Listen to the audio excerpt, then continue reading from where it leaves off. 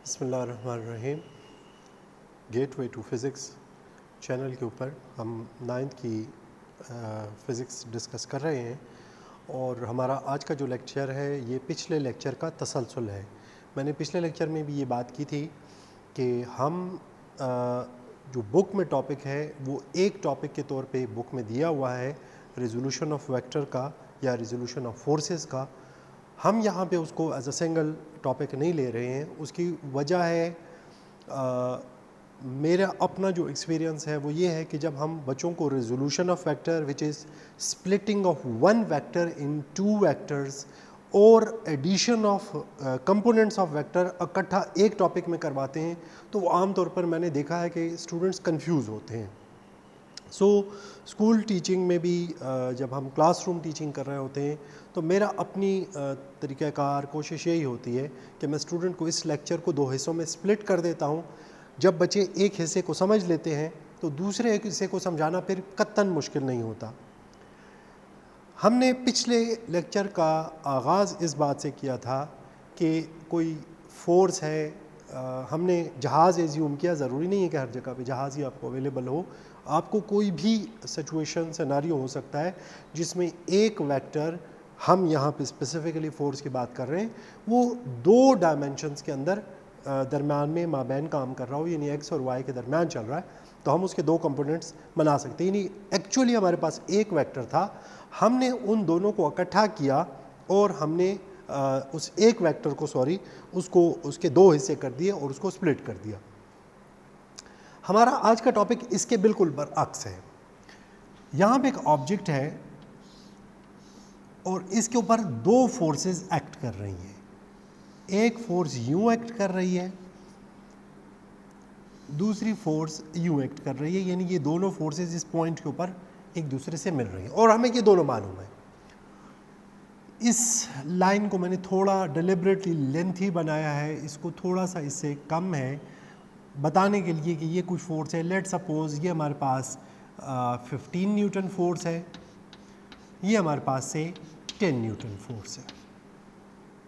अब आप देख सकते हैं कि ये दोनों फोर्सेस 90 डिग्री का एंगल बना रही हैं। एक्चुअली हमारे पास दो फोर्सेस हैं, ये आप इसको F1 कह लीजिए, इसको F2 कह लें।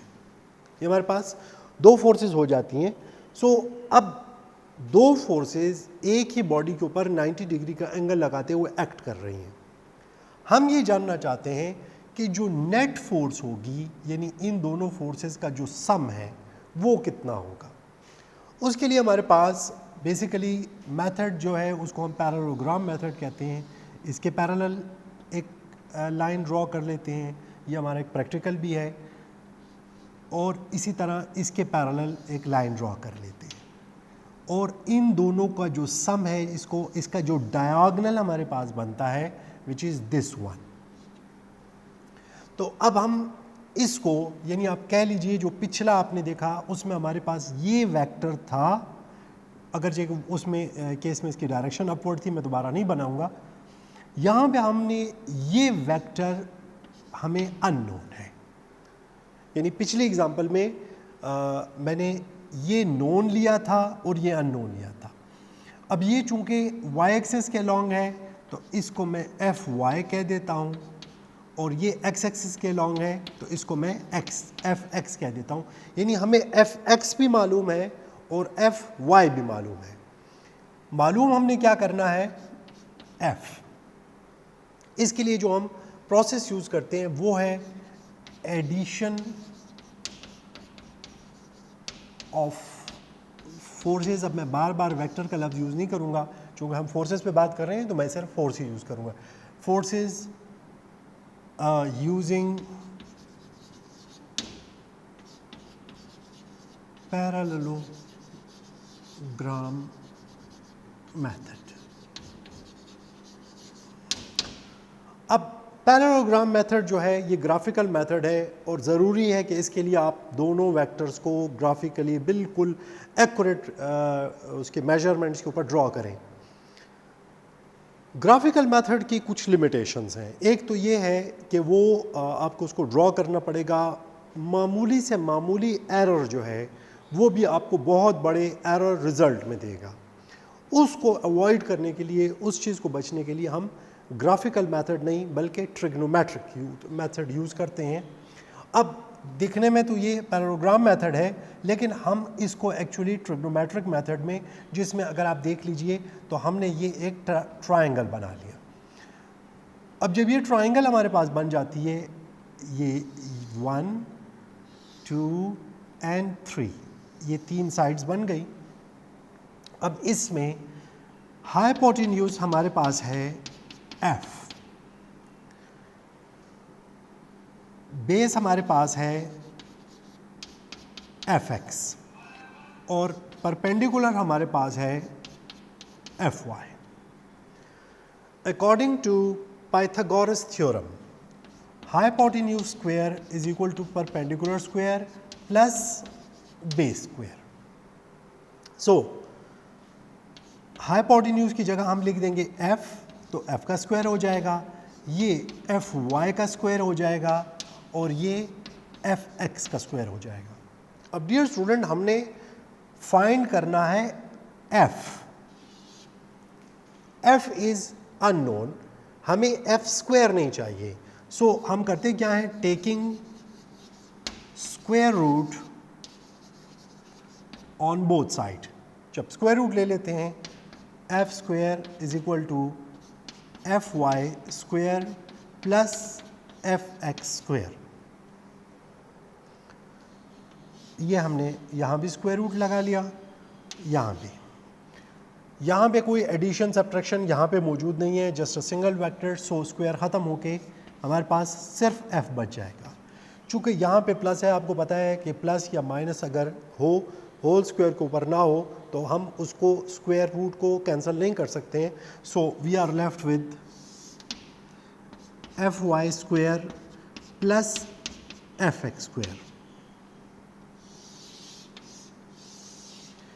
बट द प्रॉब्लम इज कि ये हमारे पास फोर्स एक वेक्टर है, और ये आप जानते हैं कि वेक्टर की मैग्नीट्यूड होती है और डायरेक्शन होती है। तो इधर इस पूरे इक्वेशन को अगर आप गौर से देखें तो इसमें हमें कोई डायरेक्शन नज़र नहीं आ रही है। डायरेक्शन को फाइंड करने के लिए हम पिछले लेक्चर में हमने बात की थी कि हमारे पास 3 ट्रिग्नोमेट्रिक रेशियोज हैं, साइन थीटा, कॉस थीटा और टेंजेंट थीटा। यहाँ पे मैं थोड़ा सा रोक के आपको ये भी बताता चलूँ कि अक्सर बच्चों को ये भूल जाता है कि साइन थीटा कौन सी 2 साइड्स की रेशो है, p/h और b/h और p/b। सो एक बड़ी फेमस सी, अक्सर हमारे टीचर्स ने हमें बताया कि इसको याद करने के लिए some people have curly brown hair through proper brushing। सो ये जो पहला है साइन कॉस टेंजेंट, जो दूसरे वर्ड का पहला है सॉरी दिस वन, ये उसके रेशो में न्यूमरेटर, और जो तीसरे हैं वो उनके डिनोमिनेटर्स बना देते हैं। यहाँ पे हम यूज़ करेंगे टेंजेंट थीटा को। आप देखिए परपेंडिकुलर भी हमें मालूम है, बेस भी हमें मालूम है, थीटा हमने मालूम करना है। सो टू फाइंड आउट डायरेक्शन, जो कि हम यहाँ पे एक्सप्रेस कर रहे हैं in the form of angle, so what do? We use tangent theta is equal to perpendicular by base. Tangent theta is equal to, यहाँ पे परपेंडिकुलर हमारे पास fy है और बेस हमारे पास fx है। थीटा इज इक्वल टू, इसको inverse form में ले लेते हैं, tangent inverse fy over fx।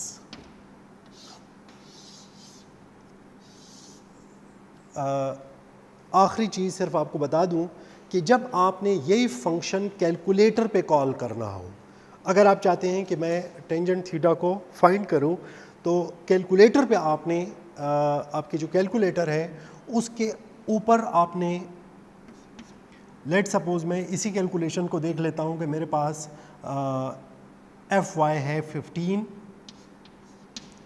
और एफ एक्स है 10, तो ये 1 पॉइंट, इसको सॉल्व कर लें तो 1.5 आ जाता है। अब टेंजेंट थीटा के लिए आपने क्या करना है, यानी टेंजेंट इनवर्स को कैसे फाइंड आउट करना है, तो आपने अपने कैलकुलेटर के ऊपर बिल्कुल अपर रो में अगर आप देखें तो आपको एक INV या शिफ्ट या 2NF सेकेंड फंक्शन, ये बटन पेन में से कोई एक चीज़ लिखी होगी। मुख्तलिफ कैलकुलेटर्स मुख्तलिफ यूज़ करते हैं, अमूमन INV लिखा होता है। आपने सबसे पहले INV का बटन प्रेस करना है, उसके बाद आपने कैलकुलेटर में टेंजेंट का बटन प्रेस करना है, और जब आप टेंजेंट का बटन प्रेस करेंगे तो ये -1 यही लिखा हुआ आ जाएगा, और उसके आगे आपने 1.5 लिखना है, और फिर आपके कैलकुलेटर में एक इक्वल का बटन होगा, आप उसको प्रेस कीजिए तो आपको ये जो रिज़ल्ट है मिल जाएगा। सो इस तरीके से जब हम मैथमेटिकली न्यूमेरिकली इनको सॉल्व करते हैं तो हमारे पास रिजल्ट्स आते हैं। ये आखिरी एक पॉइंट है जो अक्सर स्टूडेंट इस पे कंफ्यूज कि हम थीटा कैसे निकालेंगे। सो कैलकुलेटर के बगैर थीटा निकालना कदर मुश्किल है, बगैर भी उसके मुमकिन है, but that requires a long discussion. हम उसको अवॉइड करेंगे, हम अपने लेक्चर को यहाँ पे क्लोज़ करेंगे। आई होप कि आपको आज का जो लेक्चर है ये समझ भी आ गया होगा, और इस लेक्चर को पिछले लेक्चर के साथ आप मिला के कवर करेंगे तो आपका टॉपिक कंप्लीट हो जाएगा। Thank you very much.